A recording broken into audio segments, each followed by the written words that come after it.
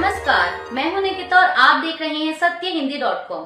चलिए एक नजर डालते हैं अब तक की सुर्खियों पर। केरल की सत्तारूढ़ सीपीआईएम सरकार ने रविवार को केंद्रीय बजट 2025-26 में राज्य की कथित उपेक्षा को लेकर केंद्र के खिलाफ अपना हमला तेज करते हुए कहा कि यह भाजपा की केरल विरोधी मानसिकता को दर्शाता है।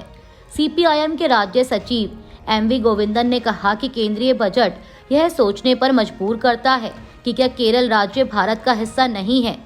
वहीं इससे पहले बजट के खिलाफ राज्य सरकार द्वारा आलोचना किए जाने पर केंद्रीय राज्य मंत्री जॉर्ज कुरियन ने कहा था कि अगर केरल को केंद्र से अधिक धन चाहिए तो राज्य को शिक्षा, बुनियादी ढांचे और सामाजिक कल्याण के मामले में इसे पिछड़ा घोषित कर देना चाहिए। आम बजट 2025 पर शिवसेना यूबीटी सांसद प्रियंका चतुर्वेदी ने कहा कि इस दौरान महाराष्ट्र का एक भी बार नाम नहीं लिया गया। समाचार एजेंसी एएनआई से बात करते हुए उन्होंने कहा कि महाराष्ट्र सबसे ज्यादा जीएसटी देने वाला राज्य है, लेकिन हर साल महाराष्ट्र को वित्त मंत्री को याद दिलाने के लिए जूझना पड़ता है कि हम भी इस देश का एक महत्वपूर्ण हिस्सा हैं।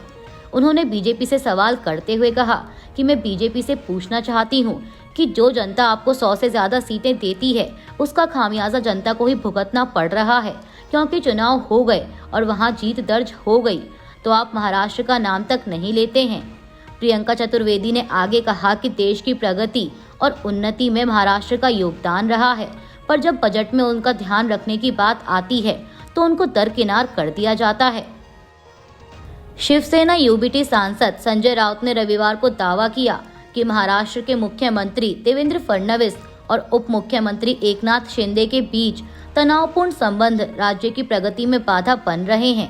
शिवसेना यूबीटी के मुखपत्र सामना में अपने साप्ताहिक कॉलम रोक ठोक में राउत ने आगे दावा किया कि शिंदे अभी भी इस तथ्य को स्वीकार नहीं कर पाए हैं कि नवंबर 2024 के विधानसभा चुनावों के बाद उन्हें मुख्यमंत्री के रूप में बहाल नहीं किया गया और वे इस पद को फिर से हासिल करने की बेताबी से कोशिश कर रहे हैं, जिसे फडणवीस पूरी तरह समझते हैं।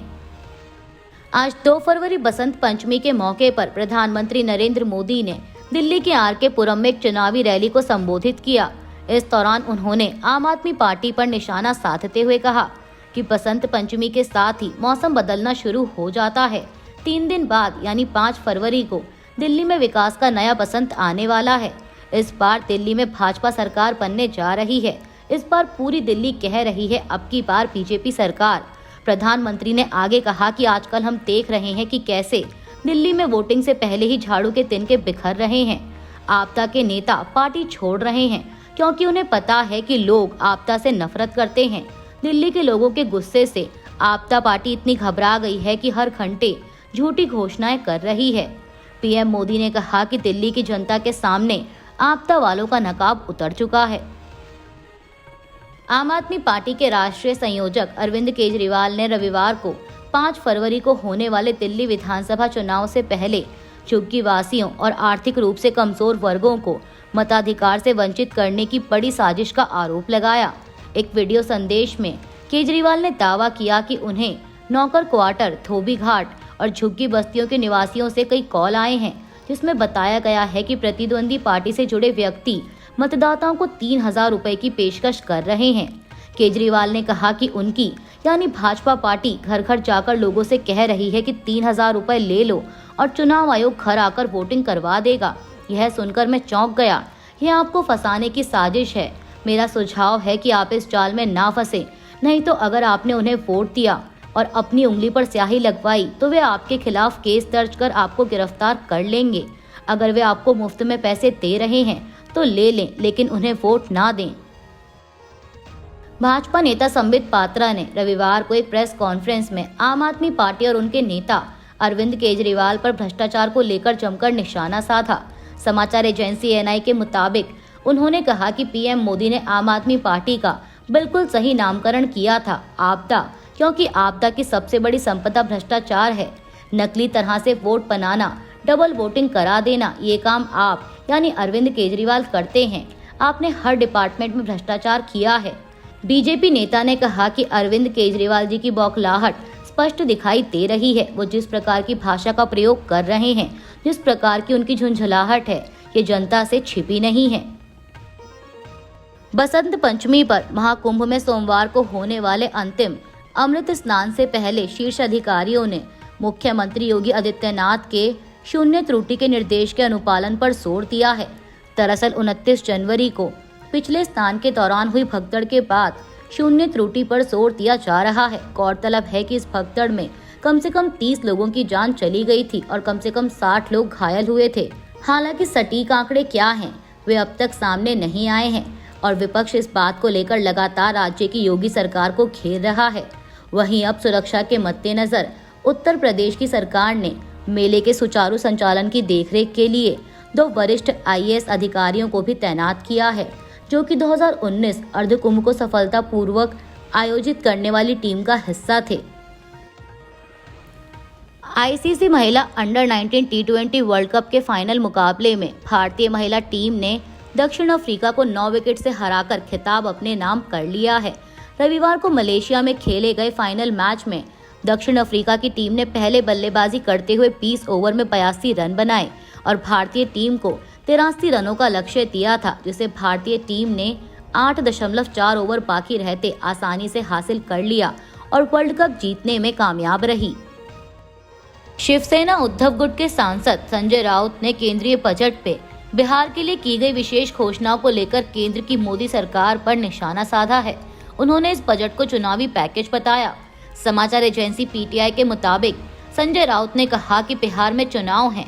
मोदी सरकार का हर बजट चुनाव के लिए होता है, चाहे राज्यों का चुनाव हो, विधानसभा चुनाव हो या लोकसभा चुनाव, हर चुनाव ये इलेक्शन पैकेज होता है। राउत ने आगे कहा कि अब बिहार में चुनाव हैं तो पूरे बजट का जो हिस्सा है वो ज्यादा से ज्यादा बिहार को जाएगा। यह उनकी एक खासियत है। वो देश का बजट नहीं बनाते, वो चुनाव का बजट बनाते हैं। आपको बता दें कि वित्त मंत्री ने बिहार के लिए 5 बड़े ऐलान किए हैं। इनमें मखाना बोर्ड बनाने से लेकर पटना एयरपोर्ट को और ज्यादा डेवलप करने, national institute of food technology बनाने तक कई ऐसे ऐलान किए गए हैं जिससे सीधा फायदा बिहार को होने वाला है। RJD सांसद मनोज झा ने बजट 2025 पर प्रतिक्रिया देते हुए कहा कि बिहार में मखाना अनुसंधान संस्था पहले से ही थी, वे क्या इस संस्था को अब बोर्ड में बदलेंगे? बिहार में बेरोजगारी का संकट गहराता जा रहा है, लेकिन आप उससे निकलने का क्या रास्ता दिखा रहे हैं? क्या इसके लिए कोई रोड मैप है? बिहार की कृषि के कुछ अलग संकट हैं जो पंजाब और हरियाणा से अलग हैं। मैं ये आपके समक्ष चंद सवाल रख रहा हूँ। बिहार के साथ नाइंसाफी हुई है। यह एक प्रतिगामी बजट है।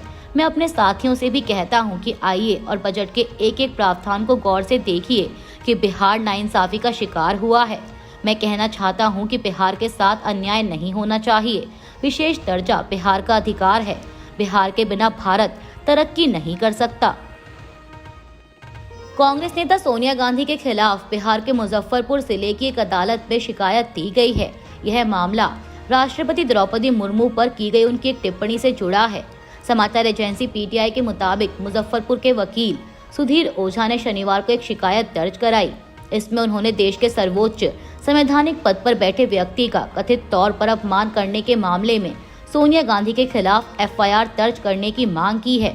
वकील ओझा ने लोकसभा में विपक्ष के नेता राहुल गांधी और केरल के वायनाड से कांग्रेस सांसद प्रियंका गांधी को भी इस मामले में सह आरोपी बताया है और उनके खिलाफ भी कानूनी कार्रवाई करने की मांग की है। दरअसल आपको बता दें कि संसद के बजट सत्र के पहले दिन राष्ट्रपति द्रौपदी मुर्मू के अभिभाषण पर सोनिया गांधी द्वारा दी गई प्रतिक्रिया के बाद यह विवाद शुरू हुआ। सोनिया गांधी ने वहां मौजूद रिपोर्टरों के सवाल कि आप अभिभाषण के बारे में क्या सोचती हैं, इस पर कहा था कि वैसा ही झूठे वादे। वहीं राहुल गांधी ने कहा नो कमेंट। तब सोनिया गांधी ने कहा था कि नहीं, बेचारी महिला राष्ट्रपति आखिर तक बहुत थक गई थी। फिर राहुल गांधी ने कहा कि एक ही बात बार बार दोहरा रही थी। तब सोनिया गांधी ने कहा कि नहीं, वो बहुत मुश्किल से बोल पा रही थी, ये ठीक नहीं है। दिल्ली दंगों के अभियुक्त ताहिर हुसैन को चुनाव प्रचार के लिए सुप्रीम कोर्ट से कस्टडी पैरोल मिली है, लेकिन उनका दावा है कि उन्हें चुनाव प्रचार के लिए पूरा समय नहीं मिल रहा। समाचार एजेंसी ANI के मुताबिक ताहिर हुसैन ने कहा कि सुप्रीम कोर्ट के निर्देशानुसार दिल्ली चुनाव में प्रचार के लिए मुझे 12 घंटे दिए गए थे, मगर मुझे 8 घंटे भी नहीं मिल पा रहे। मैंने पुलिस प्रशासन के सामने अपनी चिंता जाहिर की है। मुझे उम्मीद है कि आज और कल मुझे चुनाव प्रचार के लिए पूरा समय मिलेगा। मैंने पिछले 5 सालों में देखा है कि प्रशासनिक अधिकारियों ने संवैधानिक ढंग से काम किया है। मैं किसी पर आरोप नहीं लगा रहा हूँ। मुस्तफाबाद में बड़ी साजिश रची जा रही है। मेरी मुख्य प्रतिद्वंदी भाजपा नहीं चाहती कि मैं प्रचार करूं। आम आदमी पार्टी भी मुझे चुनाव प्रचार से रोक रही है। आपको बता दें कि ताहिर हुसैन को असदुद्दीन ओवैसी के नेतृत्व वाली AIMIM पार्टी ने दिल्ली विधानसभा चुनाव में मुस्तफाबाद सीट से अपना उम्मीदवार बनाया है। त्रिपुरा सरकार बांग्लादेश के अधिकारियों द्वारा तटबंध के पुनर्निर्माण का मुद्दा उठाएगी, जिसका कुछ हिस्सा अंतर्राष्ट्रीय सीमा पर शून्य रेखा पर पड़ता है। एक अधिकारी द्वारा यह जानकारी दी गई। PTI की रिपोर्ट के मुताबिक पड़ोसी देश त्रिपुरा के रंगौती क्षेत्र के करीब मौलवी बाजार जिले के अलीनगर में बड़े पैमाने पर तटबंध का पुनर्निर्माण कर रहा है और संरचना के कुछ हिस्से शून्य रेखा पर हैं, जिससे पूर्वोत्तर राज्य के उनाकोटी जिले के सीमावर्ती उपखंड केला शहर में लोगों में व्यापक आक्रोश फैल रहा है। इस बीच जल संसाधन विभाग के मुख्य अभियंता सुधन देव वर्मा ने आरोप लगाया कि बांग्लादेश की सरकार ने तटबंध के उन हिस्सों के पुनर्निर्माण के लिए भारतीय अधिकारियों की सहमति भी नहीं ली जो शून्य रेखा पर हैं। अभी के लिए बस इतना ही। बाकी की खबरों के लिए बने रहिए सत्यहिंदी.com के साथ।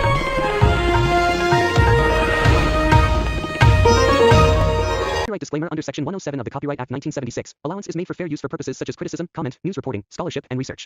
Fair use is a use permitted by copyright statute that might otherwise be infringing.